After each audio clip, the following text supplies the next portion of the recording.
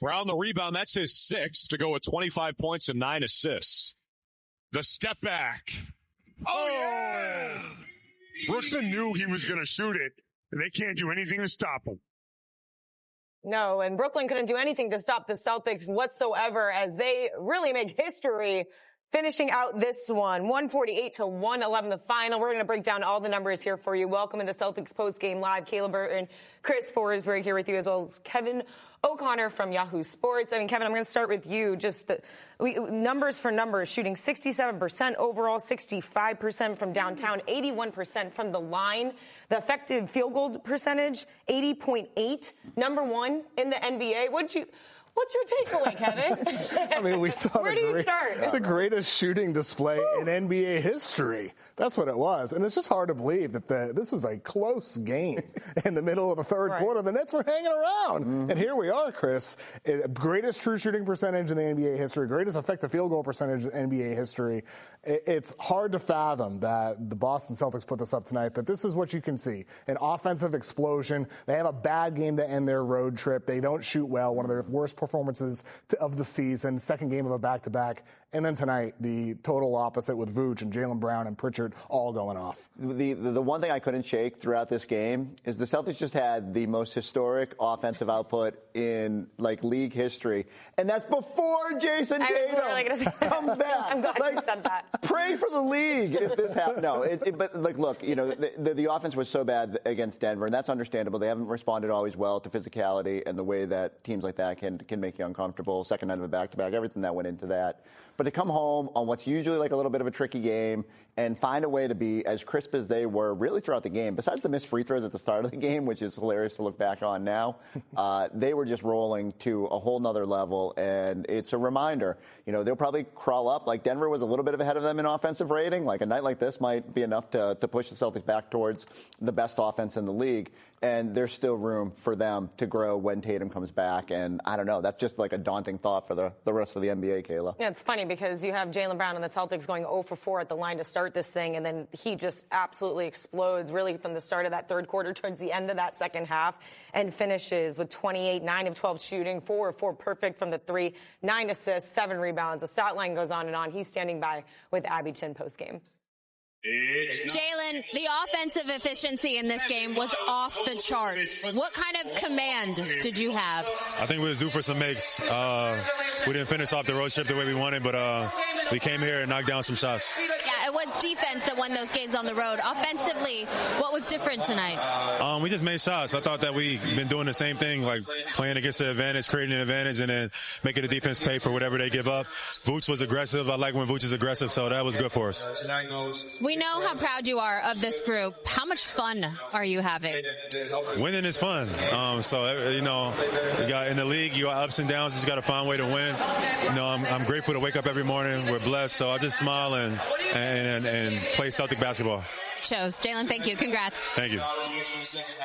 Jaylen Brown there, 28 points to finish out the night. Guys, Scal, Drew, I know you had a heck of a time just returning home, and I know Dick Lipe was on his computer going nuts on the keyboard just trying to maintain the flow of this game and the outrageous shooting percentage that the Celtics finished here with tonight. Yeah, Kayla, I was just about to say we saw Dick Lipe leaving about 30 seconds ago. I said the only bad news about this performance is poor Dick Lipe's not going to get any sleep tonight. He is going to be in the lab looking up effective field goal percentage, true shooting percentage, raw field goal percentage. Yeah, I've never seen a shooting display like that. It felt like it was Pleasantville, and everybody was making shots, but they still did it the right way. This was a blowout. They could have stopped playing defense. They could have been taking bad shots. They didn't. They executed their offense. They're the standard here that the Celtics have set, Joe Mazzulla and his coaching staff have set, and the players are living up to that standard. Just think about how many games there have been in NBA history. And if we're talking about effective field goal percentage and true shooting percentage, go back to the advent of the three-point line almost 50 years ago. How many games have happened since then? What we saw tonight was incredible. You don't know that answer? Well, Dick Lipe's going to tell 100,000 games. It's ridiculous how many games there have been. And so for the Celtics to do what they did tonight, it was kind of cool to be here. Yeah, and I think, like, to me, everything switched in the last 2 minutes and 21 seconds of the half where Jaylen Brown sort of imprinted his thumbprint on this game. From that point on, it was like everyone follows suit. And I think that's the reason. There has to be a jump start point from that. I know they shot the ball well in the first half. They were making 6 for 6 from 3 in the first quarter. But I really felt like that was a turning point in this game. Do you see Vooch getting more comfortable by the game? I mean, it's hard to tell in a game like this. Yeah. Really what we're measuring ourselves with is Detroit, with New York, with the physical teams, right? And then you can even maybe throw Cleveland in there. They're not as physical in their front court. So I'll know if he's really comfortable against those teams, you know, when we get a chance to play some of the more physical teams. Like, we're going to have San Antonio again, Oklahoma City again, twice, so Minnesota. I'll know how he's feeling based off of those big-time matchups. Well, you mentioned those two other teams in the Eastern Conference. I'm going to flip the script on you right now. I'm just going to put you on the spot and ask you a question instead of looking it up myself. Who won between the Knicks and the Cavs tonight? Do you know? No, I didn't even check. My bad. I don't know either. Maybe someone in the studio. I know the Cavs were up by 13 in the second quarter, but that's all I know. Yeah, I know Harden didn't play. You know, the problem with the game is I was so locked into us making every shot. I know. Normally in a blowout, I'm checking scores, and I'm not doing my radio show because it's Saturday tomorrow. So I'm like, man, I'm not looking at scores today. Oh, so we're going out tonight? No, I got to pick up tomorrow. Oh, okay. Yeah. I got a long run tomorrow. I heard. Donate. Celtics.com/DrewRunsBoston. Yeah. All right, someone in the studio will know the score of that game. I'm looking at it right now. 112 to 111, 13 seconds left to go. I got to say bye to you guys and tune into this because also the Cavs, I believe, are without. Kayla, can you tell us who's up? Yeah, sorry. I'm bearing the lead. The Cavs. Okay. Cavs are up 112, 111, now 13 seconds to go. And Donovan Mitchell and James Harden both not playing. Both out. Wow. I wish I could update you in 13 seconds, but guys, I think we have to go to break, so maybe come second half. All right, I got to stretch. Listen. Yeah, no. Cavs are for real. With the addition, not just Harden, everyone's talking about him. Don't forget about Schroeder. Schroeder's a winner, and he's going to get the most out of his minutes. So I'm a fan of it. We play him one more time, right, on a Sunday game? Yes. Yeah, I can't wait to watch that matchup. Yeah, I'm like looking at my phone to see the result of this. I don't know, maybe there's a timeout. We'll update you guys, but hey, way to hang through. Just such an incredible offensive showing here tonight by the Celtics. You see it there, 37-point dominating performance. Jaylen Brown leading the way with 28, as well as Vucevic with 28, 11, 4 dimes as well. And Peyton Pritchard does what he does off the bench with 22 there. We're going to dive into more of the highlights of this offensive explosion. Plus, we'll give you the outcome of the Cavs and Pistons when we come back.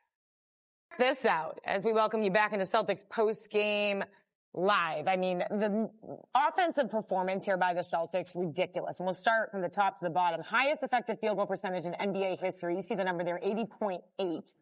Look at the splits here. Above 66% from shooting overall, 64.7 from downtown, 81.5 at the line, 148 points, by the way, a season high. They go on to win this thing 37 points against Brooklyn. And then how did they do it? The dimes, 38 assists, the most in a game since a couple of years ago in 2022. So we welcome you back. And we got Kevin O'Connor to break it all down. Kevin, when you look at all those numbers, especially, you know, for me, what I like is the assist, because that means you're sharing the ball. It means the ball movement. You just heard Joe Mazzulla talk about it there. He kind of laughed and said, oh, ball movement doesn't take, you know, it takes just one equivalent to assist. Right. It can just be one pass and boom, the ball goes in. But there is something about the rhythm, the flow, when you are working the ball inside and out that made a difference here tonight. 100%. I mean, Joe Mazzulla is going to have his jokes, and as he always does at the podium, saying whatever's on his mind. Sometimes it does just take one pass to get an assist, but a lot of the times it requires 2, 3, 4, and we saw that tonight from the Boston Celtics with their ability to keep the ball moving basically the entire game, no matter who was on the floor. And that's the thing with this Celtics team, whether it's a Sam Hauser or a Baylor Shireman or it's Jaylen Brown and the starters. This team has a great level of chemistry for a team that goes from 1 to 12 a lot of different times. It's different guys. Sometimes it's Jordan Walsh. Sometimes it's Shireman. It's always different guys. Sometimes it's Luka Garza. This team has amazing chemistry with their ability to keep the ball moving. And that's why integrating a guy like Vooch into the lineup, I know there's been some bumps early on, but I thought they did a good job finding him deep post early in the first quarter, as Scal mentioned on the broadcast, finding him for some threes. It's going to take a little time, but he's going to find his teammates too, like he did with Ugo on that cut there. And ultimately, that's the thing that I love about the Celtics team entering the postseason, Kayla, that I'm so obsessed with. They add Vooch, a guy who has the post-up ability. They have the ability to play with ball movement. And then once they add, hopefully, Tatum back, you have your ability to play isolation through him and Jaylen Brown. They just have the ability to play flexible, depending on the opponent, depending on how they want to dictate matchups, and that's what this team has. It's flexibility. That's why I think the Celtics are the favorite in the Eastern Conference. If they get Jason Tatum back, it's in part because they have so many different layers to their team, including the playmaking we saw tonight. And what a great addition by adding a guy like Vooch to this mix, because at first a lot of us were like, all right, why would you add a guy who's like maybe 35, like hasn't really, like, you don't really know what you're going to get out of him, and maybe it took him a couple of wrinkles to get through with this team, and still he's learning the offense and learning and the totality of this team. But one thing that Jason Tatum, as you mentioned, is used to playing with is not only this group and Jaylen Brown and Pritch and D. White, but he's used to playing with the stretch five in Al Horford and in Kristaps Porzingis. So now you add Vooch, who is perfect from the line, 3 of 3 from downtown. It just makes it easier for the overall offense, as you mentioned, to see that ball movement. I want to talk about Jaylen Brown because, again, 28, 7 rebounds, 9 assists. For me, the numbers don't even surprise me anymore at this point, Kevin. It's the impact that he makes going into the half. When he looked at this team, you can kind of feel it and say, this is Brooklyn. We can be a lot better. We're not playing great defensively. And then coming into the third quarter, he totally took over from offense and defense. I mean, absolutely. That's something Jaylen Brown, of course, has done all season long. Calls himself the best two-way player in basketball. Whether that's true or not, you can argue all you want. But he's definitely one of the best two-way players in basketball, and I thought we saw that throughout the game. Like you said, end of the first half, end of the second quarter, helping change the game for the Celtics. And then, as I said earlier, he had that play where he tipped the ball, a loose ball at half court, and he turned it into a layup for Keita in the paint. Jaylen Brown made so many little plays that led to this offensive explosion, stuff that goes beyond the box score, and that's who he's been all season long so far for the Boston Celtics. And for him, with tonight's game, the scoring explosion, the 9 assists as well, the defensive plays, the stuff beyond the box score. Jaylen Brown's an all-NBA guy, and he's going to be in the top 5 MVP. He should be in the top 5 MVP for everybody's ballot, I would think, this season, especially with the number of guys not hitting the 65-game threshold. But the leap he's taken, I mean, obviously you never want Jason Tatum to rupture his Achilles like he did last year, but opportunity knocks, and it's knocked for a lot of guys on the Celtics team deep down the bench, but it also did for Jaylen Brown to take a leap and show what he can do when he's the number one, and I can't wait. I mean, I know it's always the conversation at this point as we're entering March now with Tatum possibly returning soon, but I can't wait to see what we've seen from Jaylen Brown all year long, and now what it's going to look like, hopefully with Tatum back, with those guys really being able to alternate being the 1A, and there being now less pressure on Tatum to have to be the number one, considering Jaylen Brown has done it to such immense success all year long. And going into the season, what was everyone talking about in the offseason? Yes. What is Jaylen Brown? We already know he's a finalist. Are they going to struggle without Tatum? Is he going to turn the ball over as much? Yes. This guy is playing out of his mind, out of consistency. The Pacers are in last without their star player. That's the true. Celtics are here because of Brown and this supporting cast around him. All right, good stuff. Let's get to the Ford Tough Play of the game presented by Ford Trucks. You talk about JB, the best-selling trucks for 49 years, built Ford Tough. How about this toughness? The blocks there. You just talked about it, Kev. Offensive, defensively, two-way player. I mean, he does it and did it here tonight.